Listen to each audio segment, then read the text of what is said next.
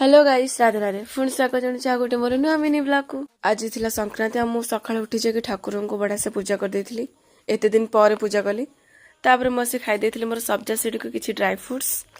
तापर मु रोसई कार्य करदेली अरुआ भात डाली आलू भर्ता ताकू मु खाई रेडी सेडी बाहर पड़ी मो भाई की जीवे जो हॉस्टल छाड़ापी। आमे भाई भौणी जाई पहुँच जाइलु मोर भाई पाखे।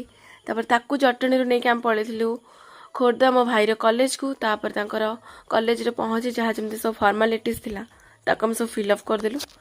आमे पलैलु तापर तर हॉस्टल रूम देखापी। रूम देखिकी ताकू आमे रूमटा चॉइस कर देइथिलु कि तू एठी रह। प्राय रूम फिलअप थिला किछिटा फांका थिला तो एई रूम रे के नथिले तो ताकू आमे एई रूमटा ही कहथिलु नवा पई। माने सी रूम रे जति खुशी नै बाकी एते सब सारा गेम अछि ताकू सेति पई से बहुत खुशी अछि देखि परथेबे। तापर आमे ताकू सिटी रूम रे छाड़ देकी टाटा बाय बाय करी पळे आसथिलु।